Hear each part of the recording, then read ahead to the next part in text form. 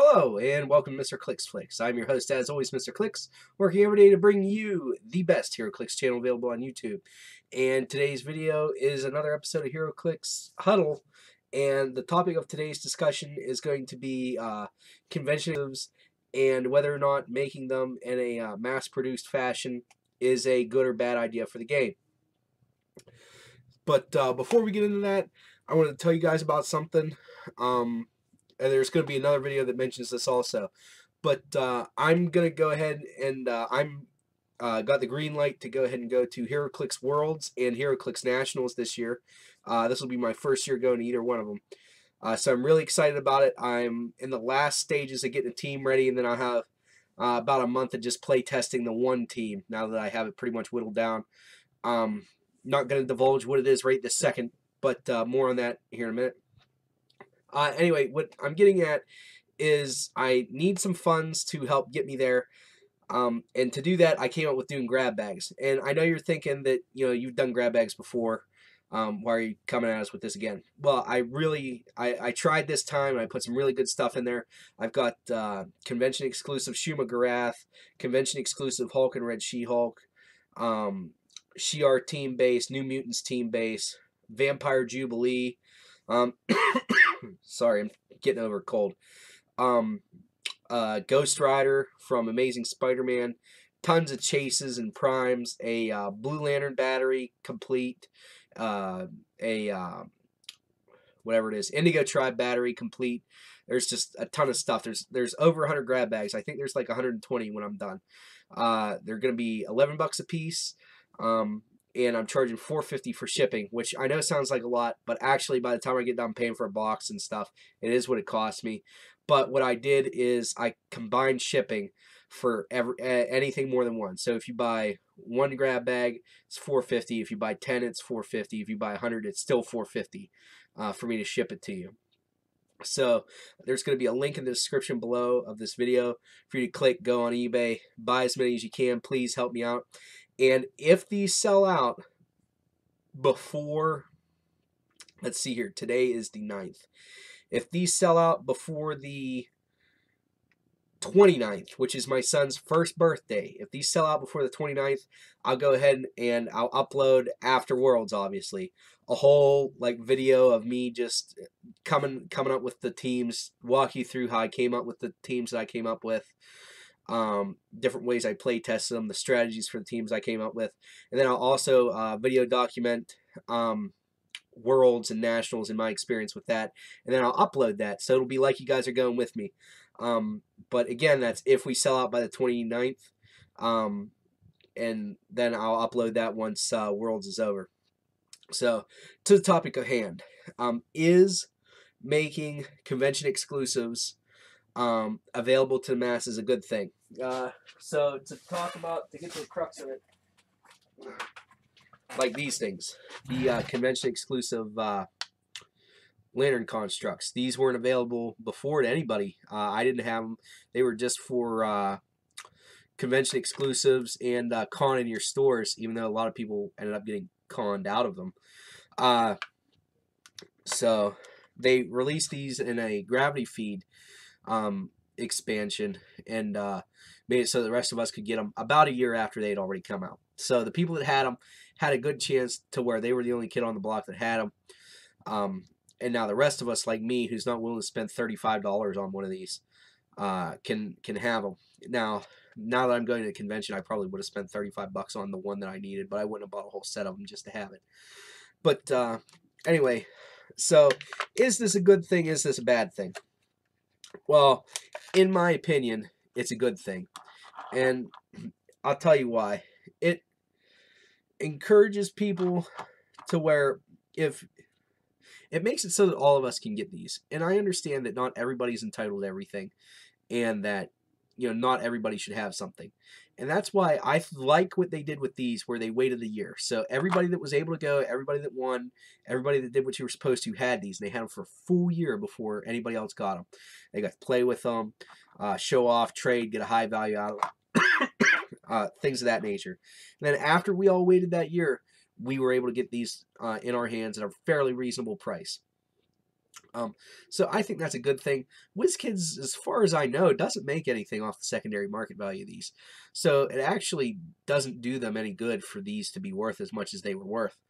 Um, in in fact, I mean, by them being worth that much, it's obvious that they're missing out on an opportunity that supply was not meeting demand.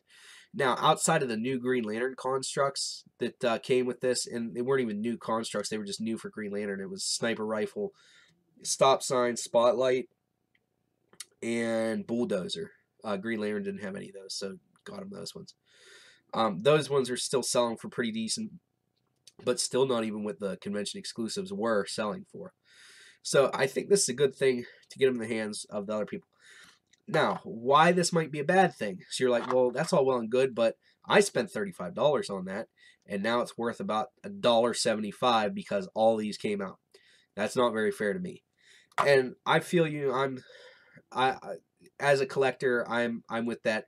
Although I would never base like my retirement on a collectible game of any sort because it's a falsely inflated market. It's not really that it's rare. It's just they chose not to produce that many. You know, had they produced 25 million of these and everybody threw them away because they thought they were junk, and then you were down to just 1,000 of them, and then somebody decided that they really liked them and were useful, that's an actual rarity. What they do with these now, where they say, okay, well, like this Madame Xanadu's are uncommon. This Frankenstein's a rare. So you can see I was messing around with some Justice League Dark stuff. That's just an arbitrary decision, and they falsely made a rarity. But it's a tough topic to try to explain. But I feel that the people that bought these, you're paying that extra so that you have them a year ahead of time. It's sort of like when you go buy a car, you buy the newest car, like when they brought the Camaro back, people were paying over MSRP because they wanted to be the first person that had it, and that exclusivity comes at a price. In the case of these, it's like $35. Construct is that exclusivity price, if I can talk and get it out. But that doesn't mean that it's actually worth $35. It's just a false market. So I feel bad for the people that buy stuff. Like if they came out with a whole pack, and I really wish they would, like Fast Forces pack with different numberings but the same dials for all the entities, I'd be all for that because they made the exclusive set. The entities are still really expensive. It's a game mechanic where if you want to be competitive at all, you almost need it. It would be good if they just said, okay, guys, for $150, you can get all the Lantern entities in this one pack. Do it like Watchmen set style if you didn't want to do Fast Forces. That way, WizKids would make a ton of money that way. And then you, as the consumer, would also be getting all the Lantern entities for basically the price of Parallax. Well, he was going for that. Same thing with Ion. They're not. I don't know that any of the entities are going for more than $100 right now. But convention season's coming up, so they'll probably spike real quick. But so you'll be doing, and that gets WizKids more money, which encourages them to release more product. That gets you the stuff you want at which you perceive as a reasonable cost. The people that bought their stuff ahead of time aren't really getting anything out of the deal, but they did have the stuff for a whole year, and they had that year of exclusivity. And I feel that year of exclusivity is where you get your value for in those figures. You know, so for a whole year, anybody that had the constructs or if you remember the bat belt items, you paid extra so that you were the only kid that had them, and you had them for, you know, you were the only guy that had them. Everybody wanted to look at them. You had your attention. Now it's time to let everybody else have them, use them, play with them. So that's basically how I feel about that. It's a good and bad thing. I feel for the people that bought them ahead of time, and then they're not going to get their value out of them whenever they go to resell them. I feel bad, but if you bought them with the plan of reselling them, you're doing the wrong thing because again, this is a fabricated rarity system. It's not really rare. So whenever it's a fabricated rarity system, it can change at any moment. So you shouldn't really be basing your financial outlook on the price of these. Um, and I also feel that it's a good thing for those of us that aren't willing to spend all those hundreds of dollars to complete a set of LE constructs, that it gets it into the hands of us, so that we can play with them, like Sinestro Core. I was never going to pay for the con exclusive constructs for Sinestro Core, but I bought a gravity feed for the same price of one construct, and got all of them that I was looking for. So that was good. But that's all I have for you guys today in this episode of Heroclix Huddle. As always, please remember to like, comment, and subscribe so that you can be one of the first to view my Heroclix videos as they become available. Also, please remember that it's only critical miss if you don't have probability control. And also, this time, please remember that underneath the video is that link for those that eBay listing for those grab bags.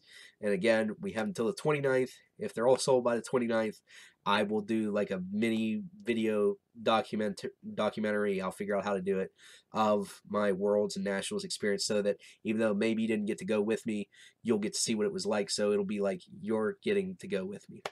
All right.